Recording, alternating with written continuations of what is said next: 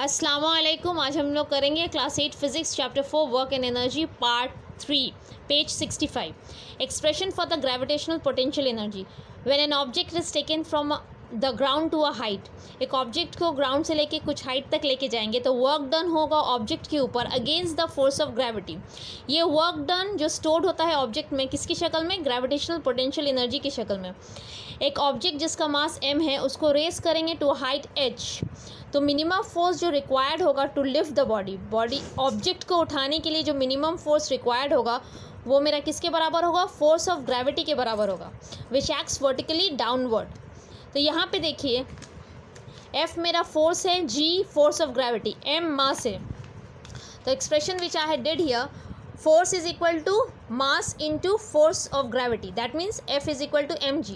distance move d is equal to h, ठीक है। what distance move to a height h, तो work done का formula बता चुके हैं पहले, work done is equal to force into distance.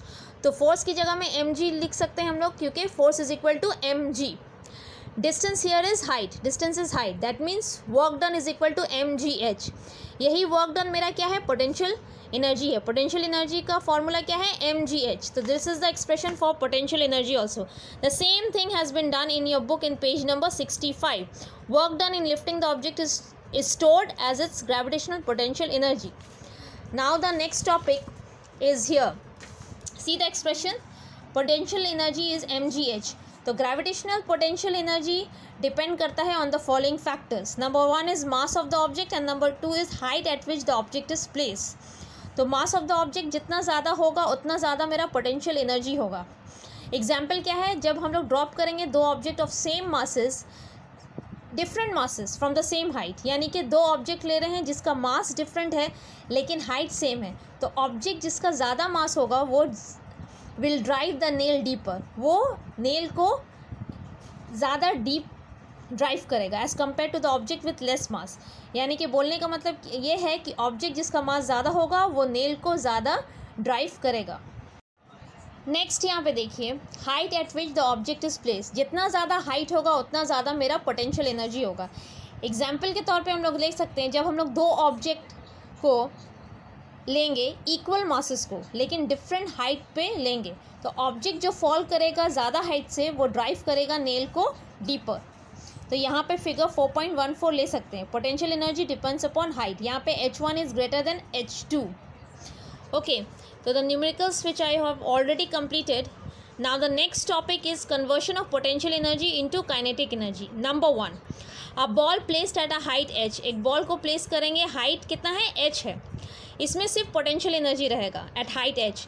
जब ये बॉल को रिलीज़ करेंगे ये नीचे आएगा और उसका हाइट जो है वो डिक्रीज़ होगा। इसका मतलब ये है कि पोटेंशियल एनर्जी डिक्रीज़ होगा और बॉल नीचे आएगा तो उसका पोटेंशियल एनर्जी चेंज हो जाएगा काइनेटिक एनर्जी में, ड्यू टू विच उसका वेलोसिटी भी इंक्रीज़ होगा। यानी कि पोटेंशियल एनर्जी चेंज होगा काइनेटिक एनर्जी में और वेलोसिटी भी इंक्रीज़ होगा, the velocity of the ball increases. तो फॉल के दौरान क्या होता है, जब बॉल गिरता है तो बॉल में दोनों रहता है, पोटेंशियल एनर्जी और काइनेटिक एनर्जी, और जैसे जैसे वो बॉल रीच करता है ग्राउंड में वैसे वैसे उसका पोटेंशियल एनर्जी ज़ीरो हो जाता है और काइनेटिक एनर्जी हो जाता है maximum. Next you see number 2, on stretching the string of a bow some work is done. देखिए अगर हम स्ट्रेच करेंगे स्ट्रिंग को तो कुछ काम होगा। तो ये जो वर्क डन होता है बो में वो किसकी शक्ल में रहता है, इलास्टिक पोटेंशियल एनर्जी की फॉर्म में रहता है। जब ये स्ट्रिंग को रिलीज़ करेंगे शूट करने के लिए तो पोटेंशियल एनर्जी जो बो का होगा वो किस में कन्वर्ट हो जाएगा, किस में चेंज हो जाएगा, काइनेटिक एनर्जी में, और जिसकी वजह से वो मूव करेगा। सी या फिगर 4.16, पोटेंशियल एनर्जी स्ट्रेच बो का चेंज हो जाएगा काइनेटिक एनर्जी में। See it has been release, the arrow has been released. Number 3, ball को प्लेस करेंगे on a compress spring flies away with the spring is release. ये ऐसा कब होगा, सी हियर फिगर 4.17। यहाँ पे क्या हुआ रहा है, potential energy of the compress spring, यानी कि पोटेंशियल एनर्जी कंप्रेस स्प्रिंग का चेंज हो जा रहा है kinetic energy of the ball में। तो यहाँ पे कंप्रेस स्प्रिंग में इलास्टिक पोटेंशियल एनर्जी होता है क्योंकि वो कंप्रेस स्टेट में है। जब ये स्प्रिंग को रिलीज़ करेंगे तो उसका पोटेंशियल एनर्जी चेंज हो जाएगा काइनेटिक एनर्जी में, और काइनेटिक एनर्जी मेरा वर्क करेगा on the ball.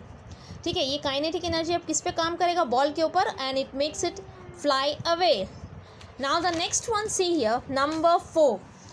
The wound up spring of a watch has potential energy. यानी कि wound up spring जो वॉच का होता है उसमें potential energy होता है. तो वर्क जो डन होता है in wounding the spring वो स्टोर हो जाएगा in the form of potential energy.